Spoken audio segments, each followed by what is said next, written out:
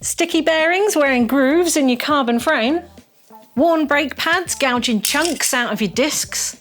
Too much lube building up and making a grinding paste on your expensive drivetrain?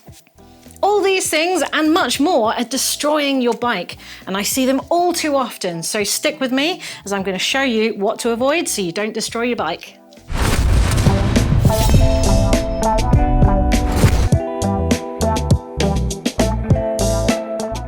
So every bike will have bearings somewhere inside. Usually there'll be some in the headset, in the bottom bracket, and in the hubs of your wheels to keep things moving.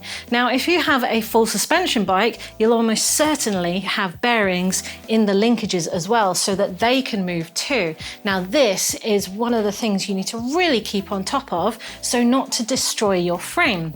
So your bearings will look something like this. There's often some metal ball bearings inside these bearings, and if they were to seize up, if you're not maintaining them or looking after them, or generally just leaving them over time, they could seize, and that means that this outer race here could actually walk or move inside the frame itself as the suspension moves, and this could actually wear grooves into the carbon, and that is very unlikely to be repairable, and it certainly won't be a warranty replacement. Now, most modern frames will have headsets that drop into the frame, so there's less likelihood that a seized headset is going to wear grooves into your frame itself, but some of them can be pressed into the frame, so if you have a headset that's pressed in, then that's also something to be mindful of. Modern press fit or even threaded bottom brackets are unlikely to walk or wear grooves into the frame itself these days.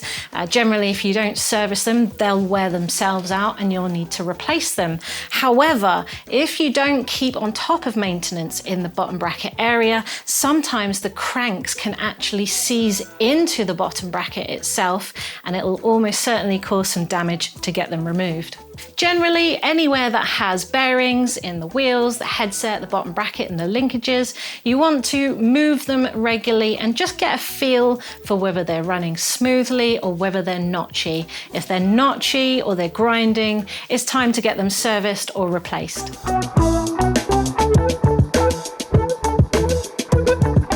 You will need to service your suspension regardless of what brand you are running. Now, pretty much all brands of forks and shocks will need servicing every 100 hours or yearly, whichever comes first. And you'll also need to perform a lower leg service or an oil change on the air can between those main services, so around about every 50 hours.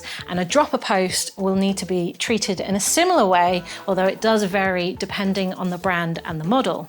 Now, these recommendations are there for a reason. You don't want your forks or your shock to dry out of oil, because dry metal on dry metal isn't a great mix. As you can see with this dropper here, it's had a bit of a hard life and it's actually wearing the anodizing off the stanchion. And if this goes too far, then the stanchion itself is going to need replacing. If it can be replaced, some might need an entirely new dropper post to replace it. Now, I know there's cost implications to sending your suspension off to a service center, but we have done lower leg services on this channel and oil changes for air cans if you want to keep the cost down and service your suspension in the meantime.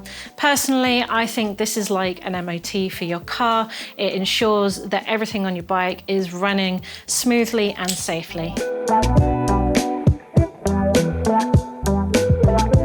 Not replacing your brake pads at the correct time could destroy your discs, and these aren't cheap. Now, every brake pad will have a minimum thickness on the pad itself. That's not including the back plate. And this minimum needs to be kept on top of, because if you go past it, then the spring that keeps the two together, or even parts of the back plate, can start scratching and gouging out chunks of your discs. Now, ideally you want a metal ruler or a pair of digital calipers like these so that you can measure that pad. Now, I'm running Shimano XTs here, and the minimum should be 0.5 mil. So they start off about 2 mil, and as long as you're not going past that 0.5, they're still good to go. Now, if you don't have the means to measure, or perhaps you're out on the trail, you can look down your calipers and you generally get a feel for when you're getting past the point, as it will get really close to the spring.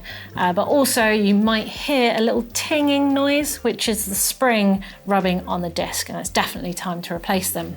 Another telltale sign is if your levers start to feel a bit spongy, or they go back to the bars or close to the grips. Now, the reason being is that as you wear the pads out, the pistons and the brake pads get closer to the disc, and that means it might draw air in or have less fluid in the system for a nice braking feel. So definitely keep on top of replacing these guys.